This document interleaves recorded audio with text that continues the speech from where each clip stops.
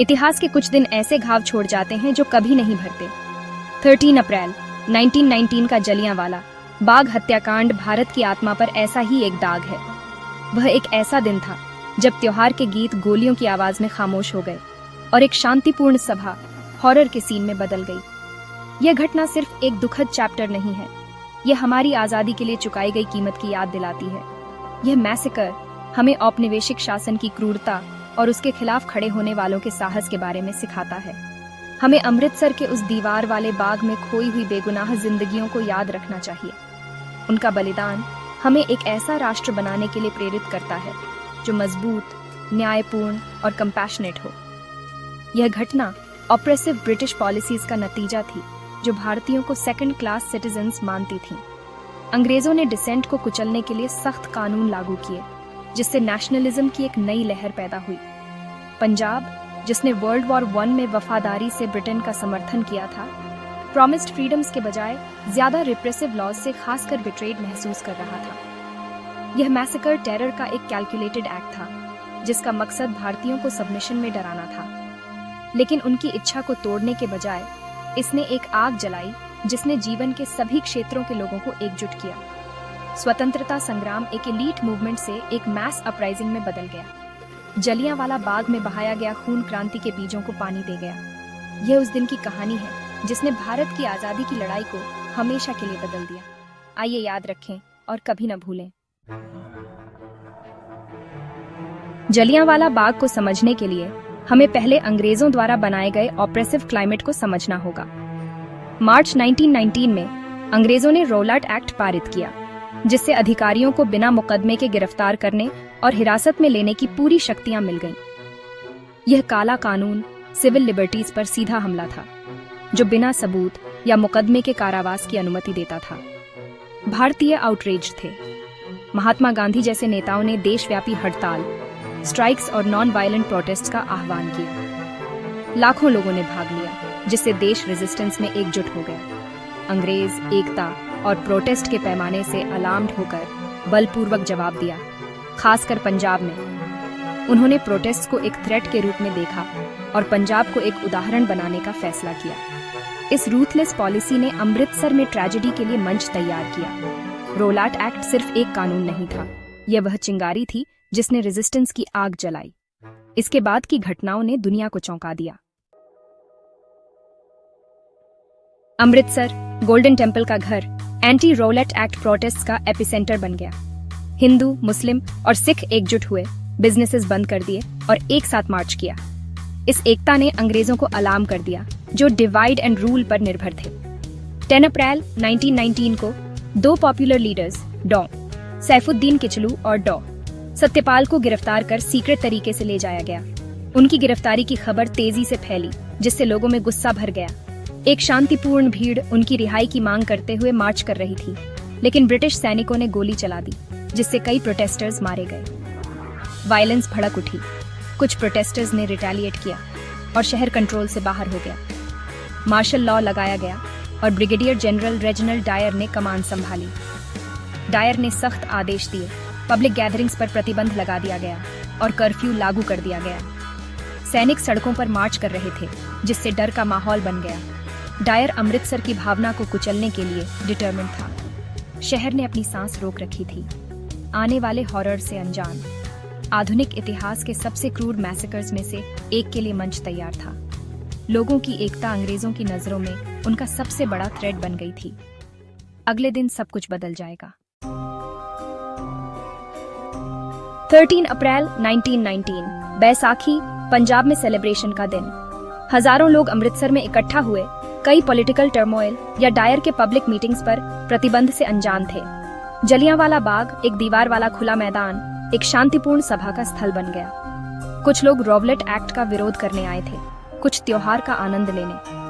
पुरुष, महिलाएं और बच्चे एक साथ बैठे थे, भोजन और हंसी साझा कर रहे थे। भीड़ उस एकता को दर्शा रही थी जिसने अंग्रेजों को इतना अलार्म कर दिया था। सिख, हिंदू और मुस्लिम साथ साथ। कम ही लोगों को एहसास था कि वे केवल एक मुख्य एग्जिट वाले स्थान के अंदर फंसे हुए थे। स्थानीय नेताओं ने भीड़ को संबोधित किया, शांतिपूर्ण प्रोटेस्ट का आग्रह किया। माहौल शांत था, आशा और कम्युनिटी स्पिरिट से भरा हुआ था। किसी को भी आने वाले खतरे का संदेह नहीं था।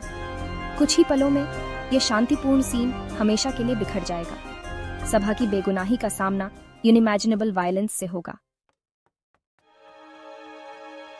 शाम 4:30 बजे जनरल डायर 90 सैनिकों के साथ जलियांवाला बाग पहुंचे।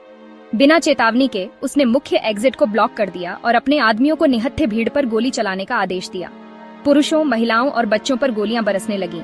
कोई चेतावनी नहीं, कोई दया नहीं। गोलीबारी लगभग 10 मिनट तक चली, जिसमें 1600 से अधिक राउंड फायर हुए।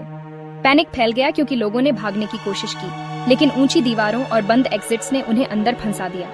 सैनिकों ने निशाना कम रखा, कैजुअल्टीज को अधिकतम किया। लाशें गिरी, हवा में चीखें गूंज उठी और जमीन खून से लथपथ हो गई। डायर का इरादा साफ था, तितर बितर करना नहीं, बल्कि आतंकित करना। यह मैसेकर ठंडा, कैलकुलेटेड और रिलेंटलेस था। जब एम्यूनिशन कम पड़ने लगा तो डायर अपने आदमियों को ले गया। मृतकों और घायलों को पीछे छोड़ गया।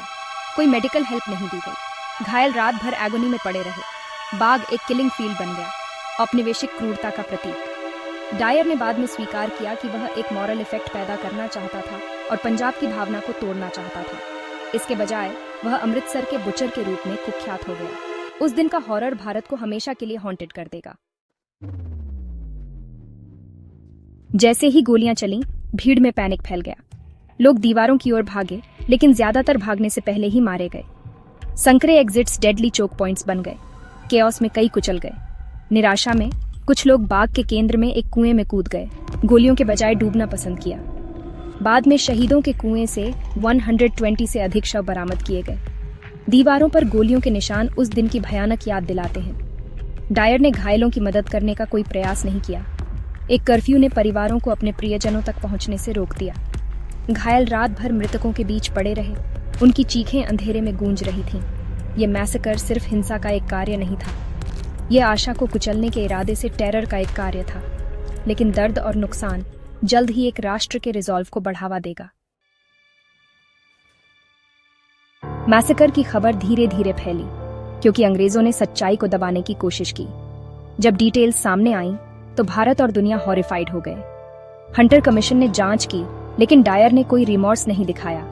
उसने दावा किया कि वह इसे फिर से करेगा।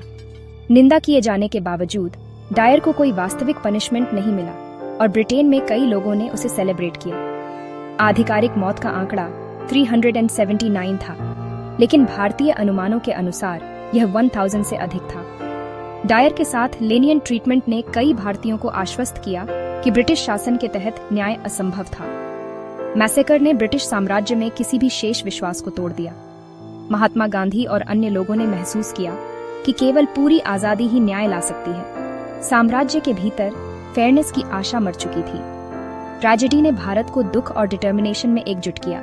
जलियांवाला बाग आजादी के लिए एक रैलिंग क्राई बन गया।